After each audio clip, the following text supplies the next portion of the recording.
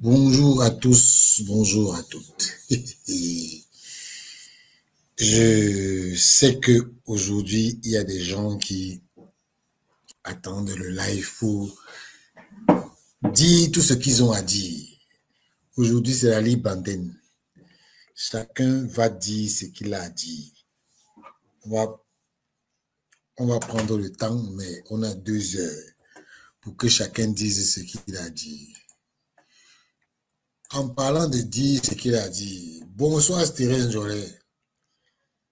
En parlant de dire ce qu'il a dit, moi-même, je vais commencer moi-même. J'ai déjà mis les liens en commentaire. Moi-même, je vais commencer par moi-même. Parce que on ne va pas dire que je ne vais pas aussi dire ce que j'ai à dire. Moi, j'ai mon problème. Après mon problème, là, je vais vous dire aussi quelque chose.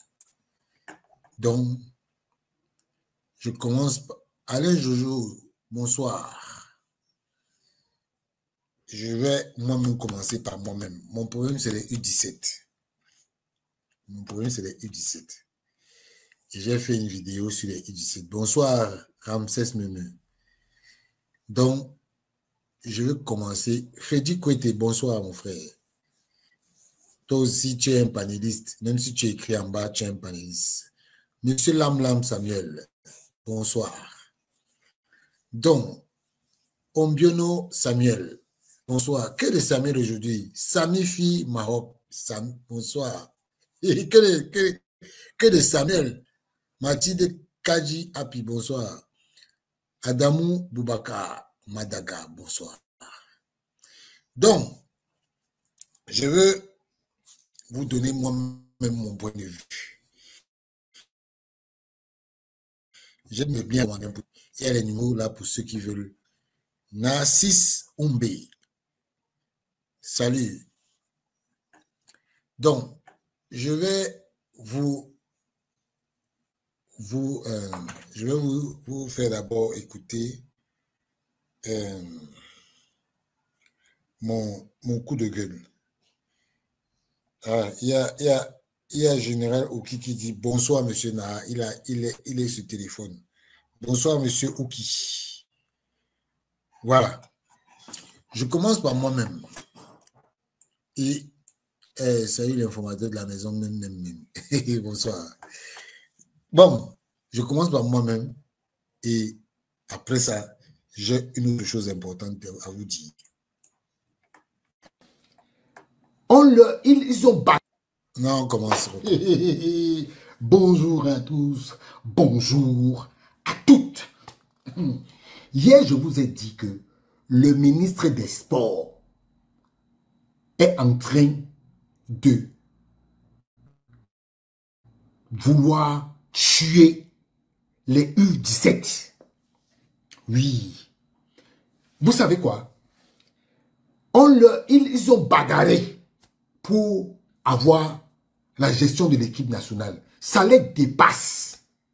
Ça les dépasse. Quand on est incompétent, il faut qu'on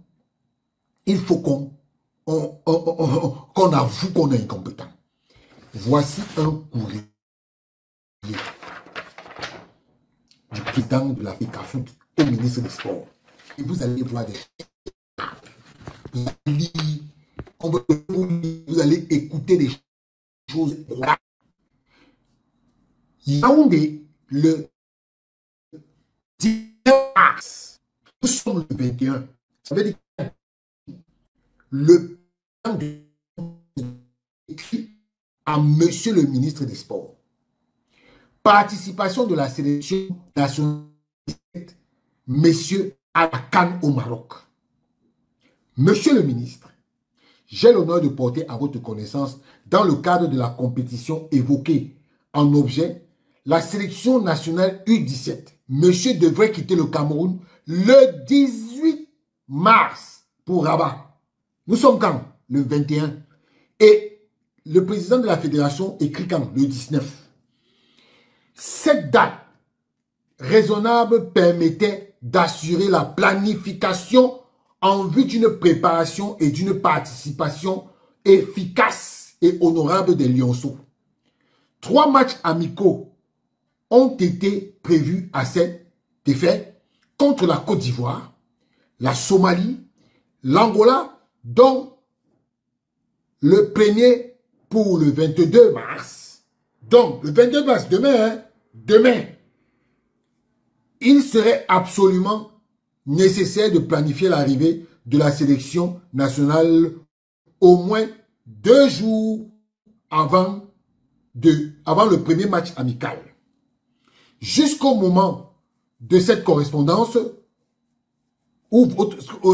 jusqu'au moment où cette correspondance est envoyée, l'équipe... Attendez, je vais... Jusqu'au moment où la correspondance est envoyée, l'équipe est en stage bloqué depuis le 12 mars à Olembe. Jusqu'au moment où cette correspondance vous est envoyée, l'équipe est en stage bloqué depuis le 12 mars 2025 à Olembe. Demeure toujours un départ.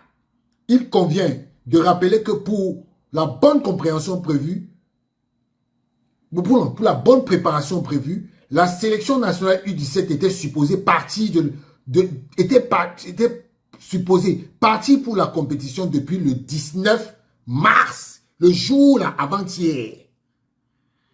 En vue de procéder aux formalités définitives de voyage et de participation, en considérant que les dispositions pour une préparation efficiente n'ont malheureusement pas pu être exécutées, je vous prie de bien vouloir mettre dans l'urgence à la possession de la FECAFOOT les informations précises liées au départ et les moyens financiers logistiques irratifs.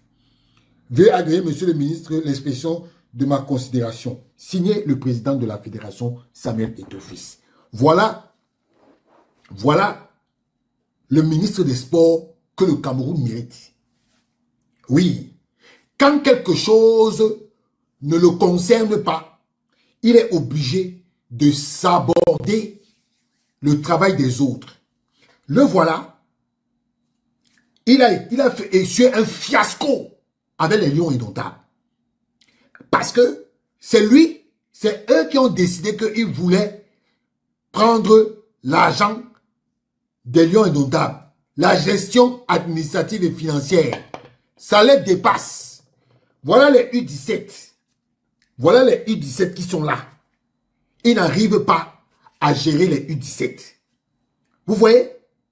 Vous voyez ce que on peut... Aujourd'hui, ils ont décidé de tuer l'équipe nationale. Voilà les gens qui disent que le président de la République, donc le président de la République a demandé que les U17 là, qu'on les traite comme de la merde par un ministre qui ne sait même plus, qui ne sait même pas ce qui se passe dans... Après, c'est eux qui vont venir dire que oui, quand le ministère des Sports se met dans quelque chose, tout marche bien. On a eu la preuve avec les Lions. Voilà ça. Voilà les U17. Voilà les U17. Et ils sont aujourd'hui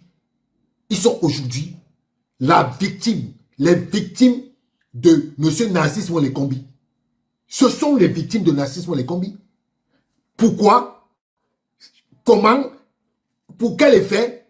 Vous-même, vous savez. Parce que demain, quand ces jeunes joueurs-là ne vont pas avoir des performances adéquates, adaptées, après leur brillante victoire à l'UNIFAC, je vous rappelle que pour aller à l'UNIFAC, là, la fédération s'est occupée de ces joueurs sans parler.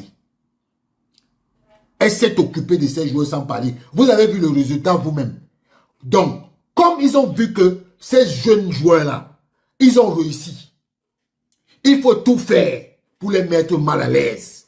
Pour que demain, ils ne puissent pas être vainqueurs de la CAN U17. Oui, c'est ça l'objectif de Narcisse Moulékombi. Il ne veut pas qu'une équipe jeune gagne la CAN parce que ça va faire honneur à la FECAFOOT. Et donc, comme il est dans un combat avec la FECAFOOT, il faut tout faire pour tuer ses enfants. Je vous rappelle que même les U17 filles, elles subissent le même sort. elles subissent le même sort. Voilà notre ministre des Sports. Et c'est pour ça que j'avais écrit que tant que Narcisse Mouelé-Kombi va être ministre des Sports au Cameroun, le football camerounais ne va jamais avancer. Retenez ce que je vous dis. Hein. Tant que ce monsieur est là-bas, le football camerounais ne va jamais avancer. Je vous rappelle que hier, Marc Brice avait été fâché. Il disait qu'il voulait partir. Qui l'a appelé? Narcisse Mouelé-Kombi. Si tu pars là, on est mort. Tu es devenu... C'est grâce à toi aujourd'hui que notre guerre avec la FECAFOOT existe. Je vous dis, et comme lui, Narcisse Mouelé-Kombi là, il pense que c'est lui, aujourd'hui, il y a des gens derrière lui. Hein. Il y a des gens derrière lui. Donc c'est un groupe, c'est un groupuscule de personnes qui sont là pour tuer le football camerounais. Et c'est eux qui chantent qu'ils aiment le président de la République. Donc le président de la République, il vient vous dire que les enfants pour qui on a mis l'argent à la disposition, vous gardez ça par devant vous. C'est comme ça. Monsieur le président de la République, voilà ce que vos ministres font. Voilà ce que vos ministres font. Ce n'est pas moi qui ai écrit. C'est le président de la FECAFOOT. Parce que quand le président de la FECAFOOT dit que bien vouloir mettre dans l'urgence à la possession de la FECAFOOT les informations précises liées au départ et les moyens financiers et logistiques irrélatifs. Ça veut dire que l'argent est là. Ils veulent bloquer ça. Oui, ils veulent bloquer ça. Voilà le Cameroun. Des gens ils disent que oh, le président de la République, la magnanimité du président de la République, il ne voit pas ça dans le sport. Hein. Ça ne les regarde pas. Hein. Non, non, non, non, non. Non. Ça ne regarde pas Narcisse Mouelé-Kombi. Il s'en fout. Oui. Donc, il faut que les Lions juniors là, arrivent à la CAN. Déjà, avec le moral bas. Mais sauf que, ce que vous ne connaissez pas, c'est que ces enfants-là, ils vont gagner la CAN là. Pour vous faire honte, ils vont gagner cette CAN. Oui. Comme Eto'o, vous l'avez tué là. Vous voulez le tuer, pardon. Vous voulez le tuer là. Il est sorti de vos griffes. C'est comme ça que ces enfants-là vont aller gagner la CAN. Oui. Ils sont en stage depuis au frais de la FECAFOOT. Vous n'avez pas donné 5 francs. Donc, sachez que tout votre mauvais cœur là, chaque fois que vous allez exercer des actions sur ces enfants-là, ils vont vous montrer le contraire. Ils vont vous montrer le contraire. Vous voulez tuer Eto'o par ces enfants-là. Ces enfants-là vont honorer Eto'o. Parce que quand vous les voyez là, ils chantent Eto'o, Eto'o, Eto'o. Ils savent ce que Eto'o fait. Ils savent. J'attends un jour quand quelqu'un va venir chanter moi les combis, moi les combis. Il va chanter moi les combis comme. Parce que vous n'êtes pas un exemple. Ciao. Oh non, non, non, non, non. Voilà.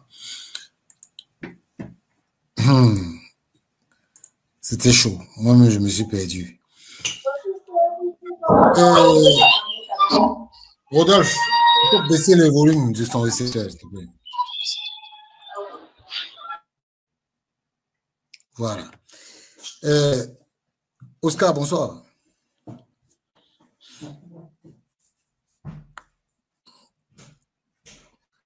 Allô. Allô, bonsoir, Oscar.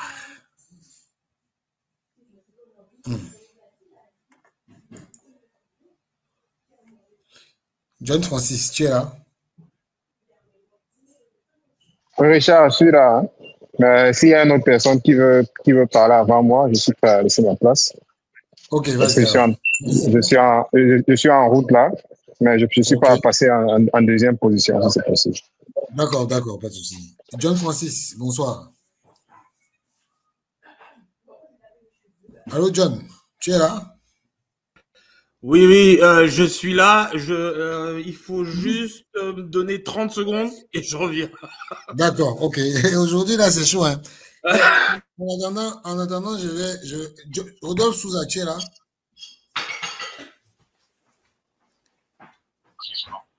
Allô, Rodolphe. Allô, bonsoir. Bonsoir à tous. Ouais, Rodolphe, comment tu vas? Oui, bonsoir. Oh, ça va un peu. Comment tu vas? Oh, ça va. Aujourd'hui, tu sais, ça nous va sommes comme dans ça la va. libre antenne, hein. Oh, ouais. Ok. Ouais, on est dans la libre antenne. Je Donc, il n'y a vais. pas de débat. Chacun parle de ce qu'il veut. T'écoutes. Ok. Je vais pousser un coup de gueule d'abord.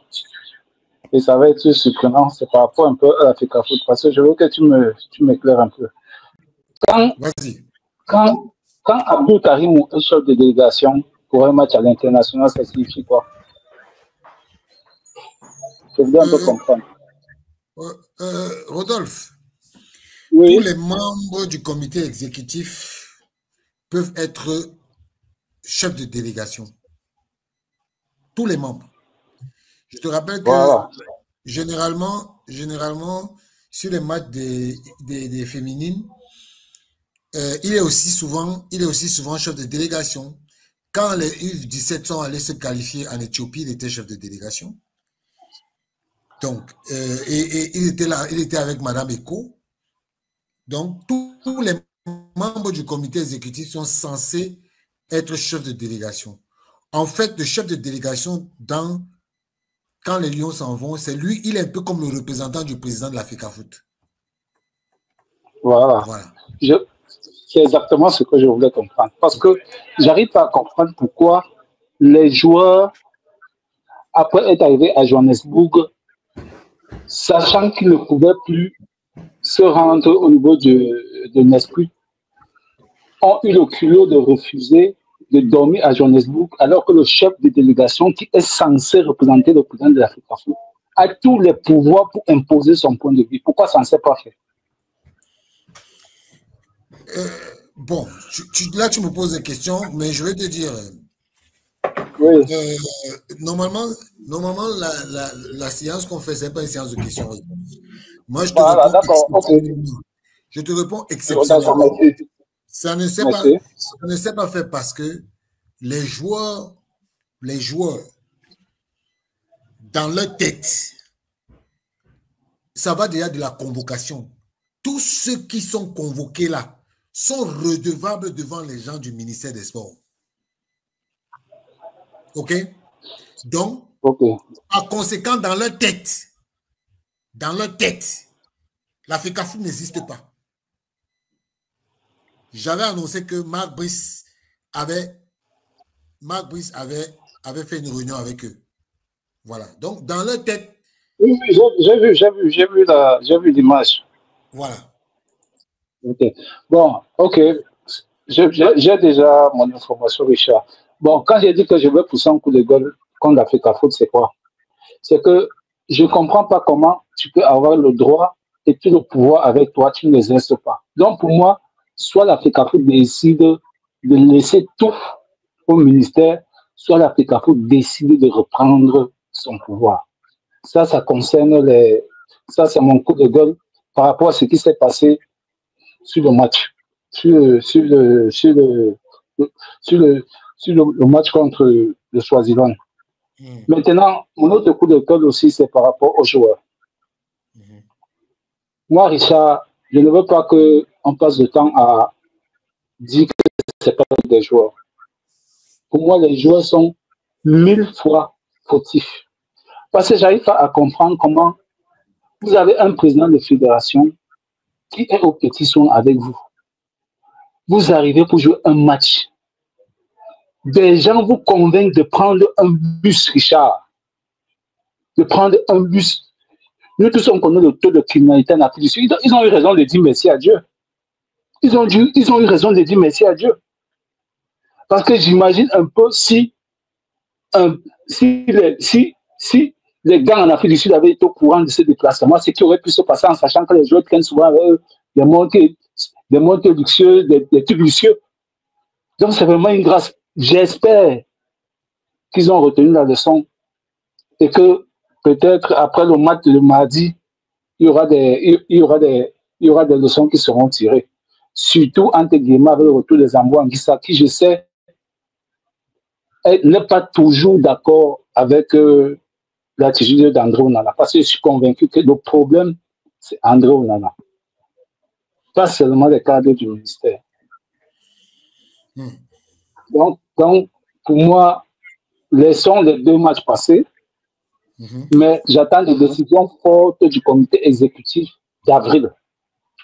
Pour moi, c'est la c'est l'Assemblée générale extraordinaire. Non, mais avant l'Assemblée extraordinaire, il y a une réunion du comité exécutif. Oui. J'ai vu les 2 documents. Voilà. Oui, c'est ça que je dis. Voilà, j'attends donc de la FECAFOOT que la FECAFOOT prenne pleinement ses responsabilités. Pleinement. Parce qu'on sait tous que ce que le ministère fait. Le ministère est dans une guerre. Ça, tout est déjà maintenant visible. C'est visible qu'ils sont là pour pourrir le mandat de l'État. Ils sont dans une logique de ça gâte, ça gâte. C'est ce qu'il fait avec les U17. C'est ce qu'il fait avec les U17. Parce que ce qui est sur la FECAFOOT a déjà envoyé toutes les informations. Les fonds ont été débloqués. Pourquoi ils ne débloquent pas? Tout ça pour pourrir, pour que la faute retombe sur la FECAFOOT. Donc, pour moi, ce combat-là, soit Eto décide d'aller de front, soit il décide de se coucher. Point. Point barre. Parce qu'il a des arguments. Il peut sanctionner les joueurs. Lui-même, quand il était joueur, il était sanctionné à cause de ça. Parce qu'il défendait les joueurs, mais il était sanctionné par la FECAFOOT de l'époque. Donc, il peut utiliser le même argument. Il a tous les arguments de droit pour pouvoir se défendre. Oui. S'il ne le fait pas pour moi, c'est qu'il a décidé de se coucher. Donc, moi, je n'attends rien de ces gars parce que pour moi, si on se qualifie, c'est une grâce. Mais moi, je regarde dans le match des Lions comme ça. Hein. Parce que c'est clair maintenant qu'il y a une guerre entre les binationaux, ça se voit, qui sont mal à l'aise. Et les Andos, il a commencé à le signaler lors de sa dernière interview en disant que les gens ils sont pas au même niveau. Donc, je suis convaincu que on est entré dans un cycle infernal maintenant. Si quelqu'un ne cycle pas la fin de la récréation, soit on remet tout au ministère, à l'État, entre guillemets, soit on remet tout à la FECAFOOT. C'est fini. Donc, c'était un peu mon coup de gueule là. D'accord. C'était ton coup de gueule. C'est bon? Okay. Est-ce que tu peux parler encore de choses si tu as besoin, hein? Non, pour l'instant, je m'arrête là. Si j'ai autre chose, je vais revenir. D'accord. Merci. Ok. Je voulais profiter, comme les 2 qui sont là ne sont pas encore prêts. Ah, je suis là. Oui. Ah, ok, Francis, vas-y alors, je t'écoute. Voilà.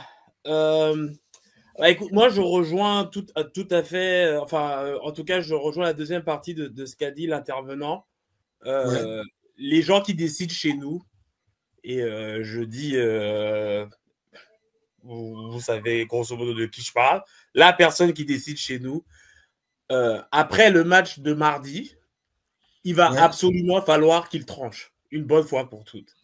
Parce que on est arrivé à un niveau où l'entente forcée ne peut plus marcher. On a vu qu'à chaque fois que cette équipe se déplace, ça ne marche pas. C'est-à-dire que peu importe l'adversaire, là on a joué face à l'Eswatini avec tout le respect qu'on leur doit, c'est compliqué quoi. 0-0 face à l'Eswatini. La dernière fois qu'on s'est déplacé et qu'il y a eu deux dernières fois qu'on s'est déplacé, on n'a même pas réussi à cadrer une frappe face au Zimbabwe. C'est quand même dingue. Une frappe, on n'a pas réussi à cadrer une frappe face au Zimbabwe. Et il a fallu un coup franc magique pour combattre le Kenya. C'est le seul match qu'on a gagné à l'extérieur. Donc si maintenant... Non, on n'a jamais gagné de match à l'extérieur, frère. T'es sûr? Parce que je pense que le match... Non, on n'a jamais gagné. On a eu que des matchs nuls. Avec lui, ce n'est que des matchs nuls. Ah, ok, d'accord. Moi, en tout cas... Je confirme, John Francis. On n'a gagné aucun match. Non. Regarde. Tu peux même aller regarder. On a gagné un match à l'extérieur face au Kenya. Je te jure. Face au Kenya? Non. Mais pas avec Brice. C'était pas avec Brice. Ah oui, c'était pour la CAN. C'est vrai. C'était pas avec Brice. Pas avec Brice. Avec Brice, on a gagné à l'extérieur. Ah ouais, alors c'est vraiment encore plus grave que ce que je pense. En tout cas, le principe de ce que je veux dire reste le même. On est obligé. Pardon? Attends. On va. Vas-y, John. Oui. Donc, le principe de ce que je veux dire reste le même. On est arrivé à un niveau où cette équipe ne peut plus se déplacer en dehors du stade Amadou Ahidjo. Si elle ne joue pas au stade Amadou Ahidjo, elle n'existe pas. Donc, qu'est-ce qui va se passer à la CAN? Là, en fait, on est parti pour ne même pas passer le premier tour, parce que s'il n'y a aucune des 3 équipes là, avec lesquelles on est qui va nous laisser exister, parce qu'il n'y a que des matchs cruciaux. C'est tellement... On est arrivé... Il faut qu'on tranche cette histoire. C'est vraiment comme il dit, c'est soit on donne tout au ministère des Sports, et là, on sait tout ce que ça va donner, mais au moins, on va responsabiliser les gens et les mettre et enlever la possibilité de pointer du doigt un côté comme de l'autre. C'est pour ça qu'il faut absolument... Parce que là, en fait, pour en revenir au match de qualification pour la Coupe du Monde, le Cameroun a 2 déplacements encore qui, sur le papier, sont faciles. Mais quand on voit à quel point on n'existe pas dès qu'on sort du stade Amadou Ahidjo, mais je suis obligé de trembler parce qu'on doit jouer à l'extérieur face à l'île Maurice et on a probablement le match de la qualification pour la Coupe du Monde au Cap-Vert, qui est juste une équipe qui sait exactement ce qu'il faut faire pour battre le Cameroun. Ils ont un record positif face à nous. C'est incroyable à dire, mais c'est juste vrai. Je veux dire, la fois où on les a écrasés là, au stade Amadou Ahidjo, en l'occurrence, c'était la première fois qu'on les battait en 12 ans. Ouais. Je crois que les gens ne comprennent pas la dimension de la chose. Rigobertson nous a laissé premier du groupe de ce tour de qualification. Et là, on n'a plus notre destin entre nos mains. Et je me souviens, j'avais prévenu d'ailleurs sur une autre chaîne, cette équipe du Cap-Vert, on ne se rend pas compte à quel point elle est bien rodée, on ne se rend pas compte à quel point ce sont des gens qui travaillent, on ne se rend pas compte qu'ils ont là en ce moment une génération en or.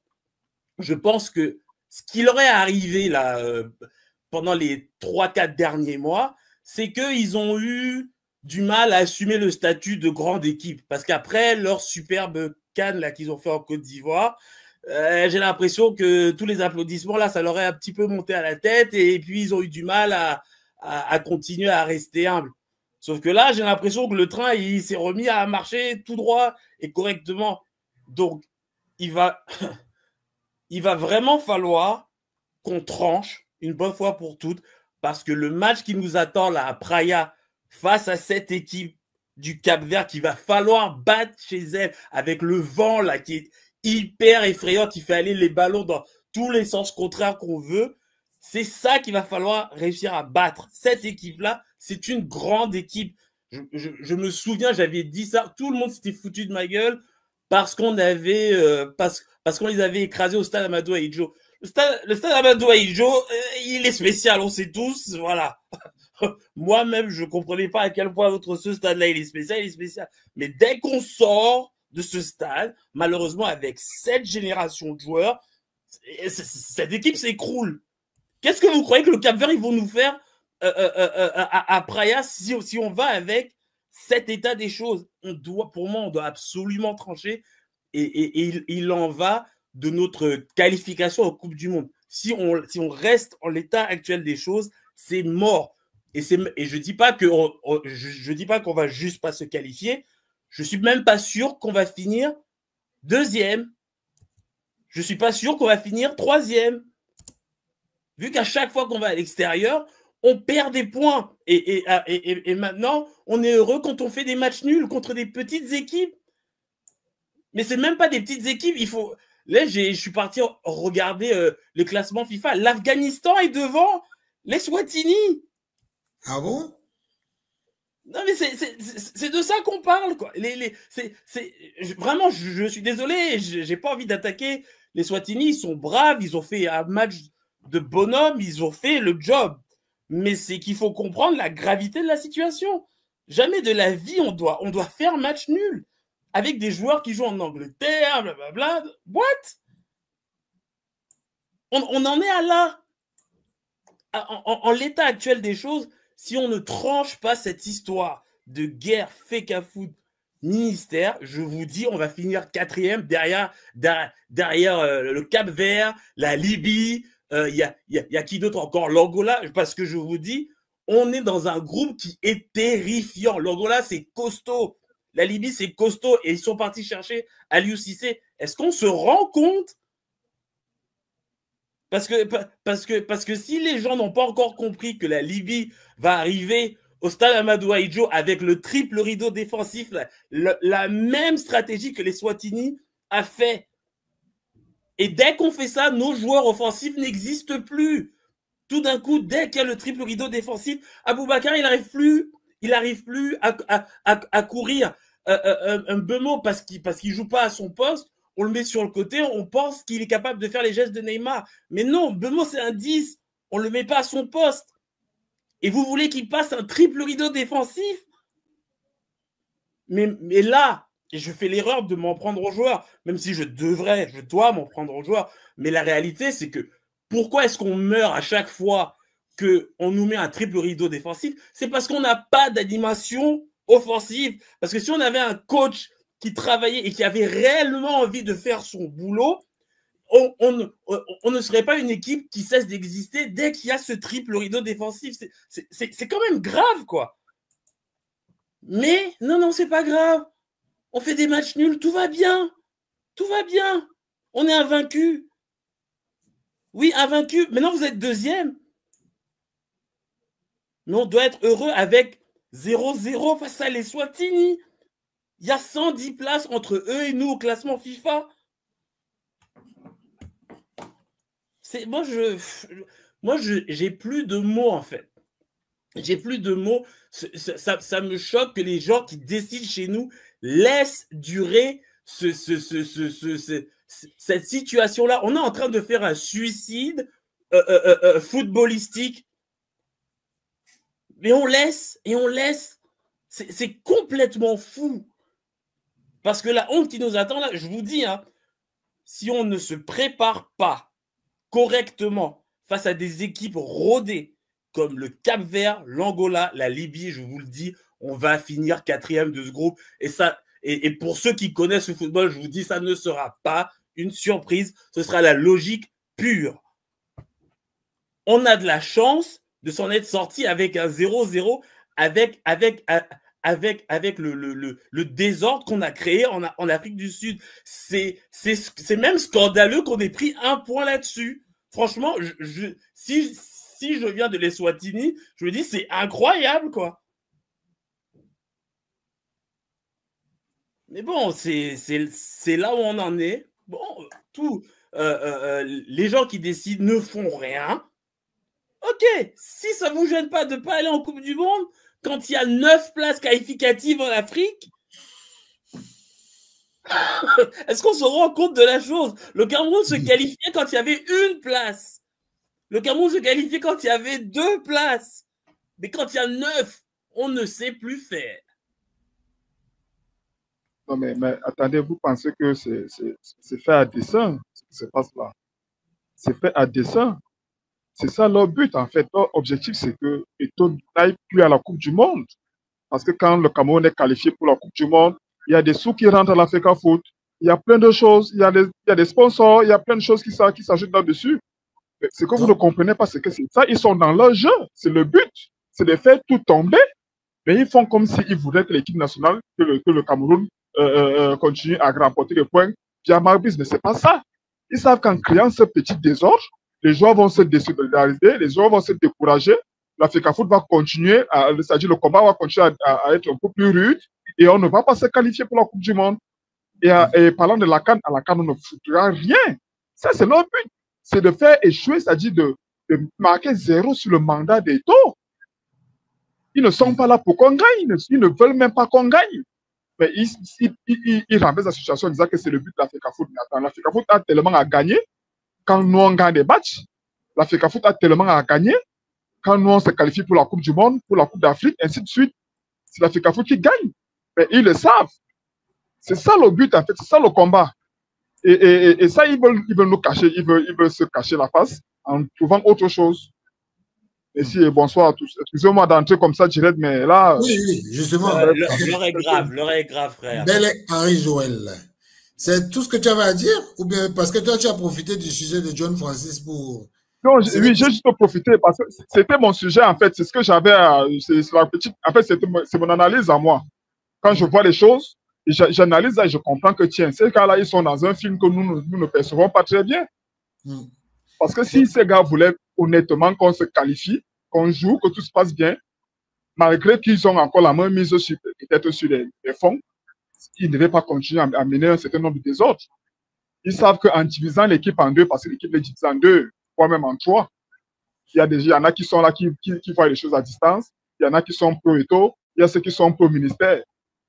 Donc, ils savent qu'en faisant ce petit désordre-là, ce petit cafouillage, on n'ira nulle part. Et c'est à la fin, ça sera quoi? Qu'est-ce que toi as fait? On n'a pas pu se qualifier pour la Coupe du Monde, on n'a pas pu gagner une canne, il n'a rien foutu. Bon, voilà, c'est ce qu'ils veulent démontrer. Ah, ce que tu es en train de nous dire là, c'est-à-dire que tu es en train de nous dire que les Lions, même le match qu'ils ont fait là, ils ont fait ça à dessein, c'est fait exprès pour qu'ils ne se qualifient pas pour la Coupe du Monde. Mais attends, regarde, ces gars sont manipulés. Ces gars sont manipulés, c'est-à-dire psychologiquement. Tu vois, ce sont des gens qui s'asseyent, ce sont des intellectuels qui s'asseyent et ils réfléchissent. Comment faire pour détruire le groupe? Et ils mettent derrière tout ça une stratégie. Ils ne peuvent pas détruire le groupe en passant directement par certains joueurs. Ils ont donc des pions qu'ils utilisent. Et ces pions-là, ils leur donnent le pouvoir à ces pions pour peser sur un certain nombre de joueurs. Regardez-moi un capitaine qui a joué avec Eto'o, qu'on appelle Vincent Aboubakar, qui ne parvient pas à parler, qui n'a plus de parole dans la bouche. Vous ne comprenez rien. Vous ne comprenez pas que ces gars sont, même moralement, ils ne parviennent même plus à réfléchir, en fait. Mais maintenant, il y a les binationaux qui sont là, qui, eux, ils veulent prouver quelque chose. Ils veulent jouer. Mais ils ne comprennent plus rien. Ils ne savent pas quoi faire. Ça vient derrière qui? Est-ce que ça vient derrière Eto'o? Ça vient derrière André Onana? Ou alors rester neutre? Ils sont perdus. Et dans ça, tu ne peux pas performer normalement quand tu es dans ce genre d'embrouille. Tu ne peux pas. L'équipe n'est pas soudée. Ouais. D'accord. C'était tout, Henri. C'est bon? C'est tout. Merci beaucoup. Merci, Henri. Merci beaucoup aussi. Merci à toi. Sang Bengue, bonsoir. Oui. Bonsoir. Bonsoir. C'est la première fois qu'on se parle. Donc, vraiment, je vais intervenir sur ce sujet qui nous préoccupe tous en tant que Camerounais. Donc, moi, je rebondis sur l'intervention de notre frère qui vient de prendre la parole là. Bon, Henri Joël. Ils pensent qu'ils font à qui réellement? Parce que ceux qui souffrent au fond de tout ça, c'est la joie du Camerounais qui souffre après tout. Hein? Bon, il n'y a pas question d'être derrière Eto'o ou bien contre Eto'o, c'est être dans le bon sens tout simplement. Tout simplement, il n'y a pas de dire, sans être fanatique d'Eto'o, c'est vrai, je suis supporter d'Eto'o pour les valeurs qu'il incarne, mais pas pour forcément prendre un parti pris.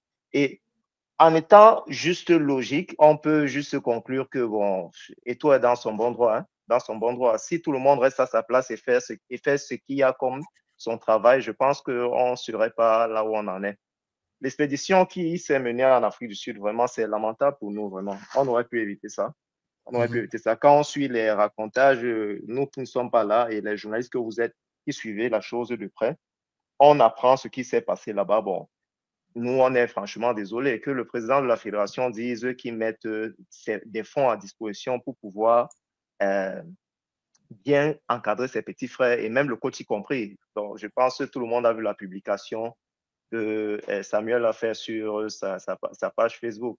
C'était une publication qui montrait que bon, il est passé au-dessus de toutes ces choses. Donc, s'il prend sur lui de dire qu'il met le couvert et tout ce qu'il faut pour que les gars se reposent à Johannesburg et ceux-là refusent parce qu'ils veulent défier, ils veulent aller à l'encontre seulement pour montrer une opposition à ce que Samuel a mis en place. Bon, c'est qui en pâtit? Les résultats sont là, on sort à 0-0 contre l'une des plus faibles équipes d'Afrique. Donc moi, je pense que, je ne sais pas, au niveau du MINSEP, je ne sais pas ce qui tourne, je ne sais pas quels sont leurs intérêts réellement, mais il va falloir qu'ils s'y penchent sérieusement parce que c'est nous qui en souffrons. C'est l'image du Cameroun qui est traînée par des gens qui ne veulent pas, ma foi, comment je vais dire ça, ma foi, juste respecter la base des droits de chacun. La base des droits de chacun. Chacun a ses droits, chacun a son périmètre de compétences. Bon, que chacun y reste. Et je pense qu'il n'y aurait pas de problème. Et Marc Brice qui essaye de, je ne sais pas à quoi il joue, à hausser les épaules du mieux qu'il peut pour se faire voir. Je ne sais pas si c'est en mission commando ou bien lui-même. Il est vraiment partant pour cela parce qu'il faut savoir s'il reçoit les instructions d'une part de son chef, comme il dit, le MINSEP, ou alors lui-même, il est partant pour cette démarche-là. Là, il faut savoir dissocier les deux pour qu'il présente réellement le fond de sa pensée. Bon, si c'est le cas, bon, moi, je pense qu'il est dans une bataille perdue. On ne lutte pas contre le peuple. Il aura beau faire subir des affronts comme ça à toute une nation. Et il y a des gens qui, malgré tout, se montrent partisans de cette façon de faire. C'est regrettable, mais à la fin, qu'il sache que lui-même, ça joue sur son profil. Après, le Cameroun, il aura besoin d'un autre travail, si je m'abuse. Donc, pour l'autre travail, il va faire comment? Il était déjà à la retraite. Donc, Oh, heureusement, mais retraite, il est quand même sorti de la retraite pour venir au Cameroun. Ça veut dire qu'il cherche encore quelque chose. Donc, qui sait? Peut-être qu'il sera intéressé par autre chose et je ne pense pas que ça joue en faveur de son CV. Donc, moi, je pense que vraiment, partisan de Samuel pour ses valeurs et selon le bon sens, réellement, chacun reste dans son couloir. Je suis profondément convaincu que Samuel est dans son plein droit. Samuel ne peut pas faire quelque chose qui va mettre à mal le Cameroun, qui va mettre à mal l'équipe nationale. Je pense que qu'on soit églésien comme nous sommes ou hibou, je pense que sachons raison garder. Sachons vraiment raison garder et regardons le bon sens. Et surtout, il ne faut pas oublier, cette histoire est en train d'avancer, mais il y a un adage qui dit l'oubli est la ruse du diable. Parce que plus le temps passe, vous allez remarquer que tout se mélange et on finit par oublier les causes même de cette crise. Oublier que c'est la transgression de certains textes qui ont amené à ça et finalement on finit par mélanger, à adosser le tort, comme c'est le cas maintenant, adosser le tort d'un ministère qui a pris certaines charges en main et quand ça tourne mal, on veut reverser sur l'Africa Foot. Donc, je pense qu'il faut, les grands frères comme Richard Naha, eux, ils sont bien placés pour faire ce rappel-là, faire ce rappel de la genèse des choses et un peu comme un rappel de l'histoire pour montrer comment ça a évolué et pourquoi on en arrive à ce niveau. C'est très important pour que les gens ne se perdent pas dans l'histoire. Parce que finalement, ça va dans tous les sens et on fait à tort porter le chapeau à l'Africa Foot, ce qui est vraiment regrettable. Donc, merci grand Richard Naha, c'était la première fois et j'espère que nous serons ensemble pour la suite. Merci. Merci beaucoup, merci. Justement, quand tu dis ça, je pense à la comment on appelle ça, à la convention. Je pense que l'un des trucs qu'il faut véritablement rappeler, c'est que tous les problèmes qu'on a aujourd'hui proviennent de la convention. La convention MINSEP-FECAFOOT doit être revue. Et je dis que tous les mois, la fédération envoie des lettres au ministère des Sports pour qu'elle rasseye pour revoir la convention. Et la FIFA, pratiquement tous les 2 mois, essaye de savoir à quel niveau se trouve la convention. Parce que si on est dans tout le marasme dans lequel nous sommes là, c'est à cause de cette convention. Donc, merci Sam Bengue de nous dire qu'il faut rappeler, il faut qu'on aille à la genèse. La genèse de cette histoire commence par la convention de 2015, signée par Joseph Ouna et Adoum Garoua. C'est là-bas que tout le problème a commencé.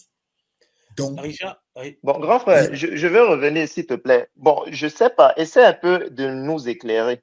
C'est vrai, la Convention a un peu des amalgames dans sa rédaction, mais moi, je me demande, est-ce que cette Convention-là donne les pleins pouvoirs au ministère? Parce que ce qu'on vit maintenant, on a l'impression que les gens du ministère et leurs partisans veulent faire comme une mainmise sur les équipes nationales. Est-ce que réellement comment on appelle ça, cette convention-là donne les pleins pouvoirs de telle sorte qu'on assiste à ce qu'on assiste là? Est-ce que c'est normal? Mais justement, c'est parce que des gens sont partis interpréter la convention comme ils veulent qu'on est à ce niveau. Parce qu'on dit que la gestion administrative, technique et sportive revient à la Fédération camerounaise de football. Quand on dit la gestion technique, qui s'occupe de la technique et qui fait partie de la technique, c'est justement l'encadrement technique fait partie de la technique. Et le seul pan où dans la convention, il est écrit que la gestion financière est conjointe entre l'État, le ministère des Sports, l'État et la Fédération camerounaise de football.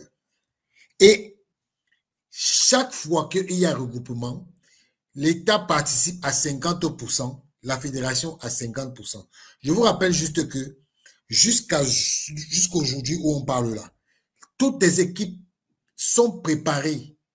Les préparations sont assurées par la FECAFOOT. L'État n'intervient que 15 jours avant le début des compétitions. Et dans les prérogatives de l'État, il est question de payer les primes des joueurs, les primes, hein, les primes des joueurs,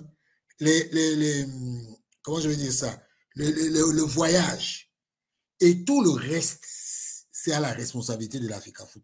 Quand les gens veulent faire croire qu'aujourd'hui, la convention là, le ministère des Sports intervient dans le domaine technique, c'est archi faux. Archi faux. Donc, voilà où, parce que ce que vous ne savez pas, c'est que la FECAFOOT est la seule fédération au monde qui a accepté qu'on nomme un sélectionneur à sa place. Vous voyez même que même en Centrafrique, on a nommé Rigobert. Les gars ont tenu un point d'honneur à avoir leur mot à dire. Mais au Cameroun, on veut nous faire croire que la FECAFOOT n'a rien à dire. Comme on dit que c'est l'État qui paye. L'État ne paye pas tout. Il ne faut pas vous laisser avoir ou vous laisser mentir par ces gens. Voilà. Donc, je dis, la convention doit être révisée. C'est d'abord qu'il faut d'abord commencer par résoudre le problème là. Voilà. Dominique, bonsoir. Bonsoir, Richard. Bonsoir à tout le monde. Richard. Oui, Dominique, il y a Oscar qui est là. D'accord, d'accord. Oscar, tu sais que quand tu m'as dit que tu n'es pas moi, tu oublié. Hein? Oscar, on t'écoute. Ouais, Richard, vraiment. Tu sais que je sens que je vais d'abord dire quelque chose à M. Brice. Je sais qu'il nous écoute. Vas-y, vas-y. Je vais lui dire quelque chose en néerlandais parce que j'en ai marre, Richard. J'avais dit que je n'allais plus parler comme ça, mais vraiment, ce monsieur là quand même, comme il écrit les assistantes sur les fiches où on doit écrire en anglais, on doit lui parler dans sa langue. Peut-être qu'il ne comprend pas bien quand nous on lui dit qu'il faut qu'il rentre chez lui, quoi. Ok. Ouais, vraiment. Permets-moi de lui dire ça d'abord. Je vais traduire, hein. Vraiment, je vais juste lui dire que s'il a un homme, l'essentiel de ce qu'il veut lui dire, c'est que s'il a un homme, il avait dit qu'il va démissionner si son assistant ne s'assied pas à côté de lui, quoi. Donc, s'il a un homme, il n'a qu'à démissionner. Hein? Ja, meneer Brice, je bent geen man van je woord. Hein? Je zei dat je assistent niet naast je op de bank zou zitten, je zou aftreden. En als je een man van je woord bent, waarom treed je niet af? Wanneer zijn mannen van zijn woorden? Ben je een man van je woord? Maar je bent een oude man, een marionnette van een ministre dans een mafia. Donc voilà ce que je lui ai dit, Richard, que vraiment, il est un vieil homme, une marionnette d'un ministre et sa mafia. Parce qu'on en a marre de ça, quoi, Richard. Un homme qui nous dit qu'il a une carrière, il a quel âge, c'est Marc Brice? Il n'a pas 60 ans ou quelque chose comme ça. Mais oui. C'est ça, non? Ouais. Mais je ne sais pas si quelqu'un a son âge, il a l'âge de nos pères. Comment un vieux bâtard comme ça, un vieux flamand, on nous dit qu'ils sont réputés pour avoir la colonne vertébrale dure, qu'ils sont les hommes de leur parole. Et c'est ça que moi je veux vraiment toucher chez lui ce soir. Hein, combien de fois il a dit qu'il va démissionner? Hier encore, on nous dit qu'il a fait des scènes qu'il veut démissionner. Mais démissionne! Si tu es un homme de ta parole, démissionne. Hein? Tu nous dis que tu as une carrière de plus de 50 ans, mais tu n'as rien à montrer. Rien. Il a quoi à montrer? Quelqu'un qu'on a chassé les 3 dernières fois, il était en Arabie Saoudite. Tu as entendu qu'on chasse quelqu'un de club en Arabie Saoudite, Richard? Vraiment, dis-moi. Non, non, non. Il n'a rien à montrer. Je heb niks te tonen. Meneer Brice, niks. Je hebt geen carrière, geen winst. En je maakt een story in Cameroun. Il y a même le désordre au Cameroun. Non, mais il faut qu'on arrête ça. Il faut qu'on arrête ça. Moi, je suis dépassé. J'en ai marre de ça. Ce monsieur-là, parce que quand je suis les coulisses de ce qui s'est passé en Afrique du Sud, mais tu as l'impression qu'on est rentré 10 ans en arrière. On n'avait jamais vu ça depuis que Eto'o est arrivé. On n'a jamais vu un tel désordre. Et le truc qui est même bizarre avec ce monsieur, c'est que ce n'est pas la première fois. Au début, on peut comprendre que, bon, tu ne connais pas les règles. Est-ce que tu imagines que ce monsieur vient dire qu'il y a une règle de la FIFA qui dit que c'est lui qui décide qui s'assoit sur le banc de touche? Et il vient débiter une inertie comme ça en public. Et ce qui me gêne dans tout ça, c'est qu'il y a des jeunes qui sont journalistes, qui veulent justifier le comportement de Marc Brice. Bon, c'était quoi le but? Moi, je veux bien savoir, qu'on m'explique. Parce qu'ils savent tous que tout le désordre vient du fait que cette équipe est allée à Yaoundé, alors qu'elle n'avait rien à faire là-bas. Mais maintenant, ils viennent te dire que non, il y avait le shooting. Non! Le truc, c'est qu'ils sont allés à Yaoundé en villégiature. Et ils sont allés en villégiature, pourquoi? Parce qu'il y avait l'accord de M. Brice. S'il était dans un professionnel, c'est quelqu'un qui est proactif, n'est-ce pas, Richard? Bien sûr. Ça veut dire que tu ne dois même pas attendre la fédération. Tu dois dire à la fédération que non. Moi, je suis un professionnel, on doit arriver à telle période. Comment se fait-il que... Lui-même, il doit se poser cette question. Comment se fait-il qu'à 2 jours du match, l'Afrique qui est un vaste continent, je vais me retrouver à peut-être, je sais pas, 4000 km de l'endroit où je dois aller jouer. Toi-même, si toi tu es coach, Richard, imagine que toi tu es coach. Tu as un match dans 2 jours. On te dit, va te retrouver à 4000 km du lieu où tu vas jouer le match. Est-ce que tu vas faire ce choix? Aucune personne ici censée ne va faire ce choix. Nous tous ici, on travaille, parfois on apprend des décisions. C'est même comme ça qu'on nous juge. Si tu es proactif, si tu peux réfléchir, si tu peux interpeller les gens avant, si tu peux prévoir. Tous les PhD, les doctorats et les professorats au Cameroun, ils ne savent pas que la gestion, c'est prévoir. Donc, c'est ça, on leur parle de gestion qu'ils veulent apporter, quoi. Une gestion à la petite semaine, au jour le jour, mais Richard, moi, j'en ai... Vraiment, moi, c'est ce que moi, je suis gêné quand je vois des jeunes. Je dis, ces gens-là, moi, je ne vais même pas les citer parce qu'on leur donne beaucoup de données, mais ces gens qui propagent, ici, c'est clair comme l'eau de roche qui est coupable. Il n'y a pas d'équilibrisme à dire que non. Parce que tu vois, maintenant, ils ne veulent pas accuser directement la fédération. Certains, quand ils ne veulent pas se prononcer, ils viennent dire, oh, il faut que le désordre s'arrête. On sait qui a causé le désordre. Voilà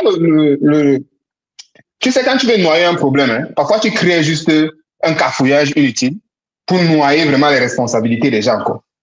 On sait clairement qui... Il n'y a rien de caché dans cette histoire-ci. On sait clairement qui a créé le désordre. On sait qui gère les finances. Et tu l'as encore dit avec les U17. On sait qui influence Marc Brice. On sait qui a pris la décision de revenir sur Yaoundé. Donc, pourquoi on ne veut pas, pourquoi tes confrères ne veulent pas dire qui est responsable de cette affaire et le claironner sur tous les toits de Yaoundé? C'est quand même honteux. C'est clair qui est responsable ici, là. On sait qui est responsable. Et on ne veut pas pointer du doigt celui qui est responsable. Non, Richard, il faut que ça s'arrête. Sinon, là où on va, là où on va aller avec ces gens, c'est parce que c'est un réflexe. Les gens qui n'ont jamais bien géré quelque chose, tu sais que tu n'aimes pas la politique, mais regarde un peu notre ville à la veille des élections au Cameroun. Les gens qui n'ont jamais rien bien géré ne vont pas s'improviser en bon gestionnaire. Ils ne vont pas s'improviser en bon gestionnaire. Ils ne savent pas ce que c'est que bien gérer. Et on l'a vu, tu l'as dévoilé, révélé ici avec les différentes fédérations. La fédération de sport automobile. Tu l'as fait ici avec la fédération de volleyball. Tu l'as fait ici avec la fédération de handball. Mais qu'est-ce qu'on veut de plus? Pour comprendre que ces gens doivent débarrasser le plancher. Qu'est-ce qu'on veut, Richard? Qu'est-ce qu'on veut? C'est clair que ces gens, ce sont des incompétents. Des gens qui nous ont dit ici qu'ils savent sélectionner les coachs, qu'ils ont des gens qui ont des diplômes exceptionnels dans leur ministère, qui peuvent agir sur le plan technique dans le football, qui peuvent gérer le football camerounais. Voilà donc le résultat. Et ce n'est pas la première fois, c'est plusieurs fois maintenant. Ils amènent un coach qui ne connaît rien des règles de l'organisation des matchs internationaux, qui ne connaît rien de ce que c'est que gérer une équipe nationale. Au lieu même d'être humble, quand tu ne connais pas, parfois tu peux être humble, tu vas au moins vers ceux qui l'ont fait, la fédération a cette expérience, ils ont organisé plusieurs matchs internationaux, tu vas vers eux. Tu ne viens pas commencer à citer des articles qui n'existent pas, et personne ne lui demande, non, la personne qui l'interviewe ne lui dit pas que bon, c'est quel article. Bon, voilà ce qui me gêne parfois avec les journalistes camerounais. Moi, je suis quand même gêné, hein. De ça, moi, j'ai quand même honte quand je vois si c'est ce à quoi on est réduit. Ça veut dire que ce pays, on est vraiment très loin au niveau du capital humain dans certains domaines, quoi. Surtout avec la nouvelle génération, quoi. Et c'est eux qui empoisonnent l'environnement. Non, ça fait très mal. Quelqu'un vient faire une déclaration sur un article imaginaire qui existe. Personne ne le pousse pour dire, bon, dis-nous quel article. Personne même, le rôle même d'un expert, c'est d'aller fouiller. Et de lui dire que, monsieur, on n'a pas vu un tel article. Veuillez vous rapprocher au moins de la fédération si vous ne connaissez pas les articles. Personne n'a ce courage. Bon, voilà, je vais arrêter là, Richard, mais vraiment, ce monsieur, il doit dégager. Il doit dégager. Il doit rentrer chez lui, quoi. Meni Brice, Kawek, Kateruk, Mario Lant. Non, mais la seule bonne nouvelle que moi je vois là-dedans, c'est que les U17, ils pratiquent un football tellement léché, tellement beau, qu'on a l'impression qu'ils ont été formés à l'extérieur du Cameroun. Moi, c'est ça qui me bluffe. Et je sais que c'est pour ça que les ennemis d'Eto veulent tout faire pour que ces enfants ne prennent pas leur envol. Parce que c'est ça qui est bluffant pour moi. C'est de voir l'excellence que ces enfants ont produit par rapport à la bouillie qui a été faite par les seniors. C'est-à-dire que quand on voit ça, il n'y a même plus rien à dire. Permets-moi de dire un dernier truc. Hein. Moi, je vais répéter encore. De grâce, vraiment, mes frères, n'accordez plus un bénéfice du doute à ce monsieur Brice. Ce n'est pas un technicien. Il n'a aucun niveau. Ce que vous avez vu comme coaching là, c'est ça qui va coacher. Assistant ou sans assistant. Moi, j'ai vu, j'étais dit ça lors du match contre l'Angola, moi, je lui ai donné le bénéfice du doute. Mais je t'avais déjà dit que si c'est comme ça qu'il va coacher là, ça, ce n'est pas un coach, il n'a pas de niveau. Je comprends pourquoi il n'a pas fait une très grande carrière. Même dans son pays. Si c'est ce que vous avez dit, parce que les gens s'attendent à ce qu'il y aura une certaine situation qui va se calmer. Et peut-être on va voir le soi-disant vrai Brice. il n'y aura pas de vrai Brice. C'est son niveau là. Un coach qui te met un joueur qui est un attaquant de pointe en 9 et demi et qui sait bien qu'il ne peut pas jouer à ce rôle, mais il veut forcer. Un coach qui se lève, qui fait des remplacements à tout vent et qui ne sait pas comment on peut changer la situation contre une équipe qui garde le bus, et vous me dites que ça, c'est un coach. Continuons. Ne lui donnez aucun bénéfice du doute, même techniquement, là. Il n'a pas de niveau. Il n'a aucun niveau. Ah, d'accord. J'ai Dominique. Dominique, tu es là? Oui, je suis là, je suis là. Ok, on t'écoute, Dominique. Bonsoir à tout le monde, bonsoir, Char. Moi, mon propos, ce soir, vu qu'on est en libre antenne, je vais essayer d'être peut-être rapide, mais parler, moi, personnellement, d'un élément qui... J'entends Marc Brice, j'entends Marc Brice, j'entends Marc Brice. J'ai une question. Le MINSEP fait tout ce qu'il fait.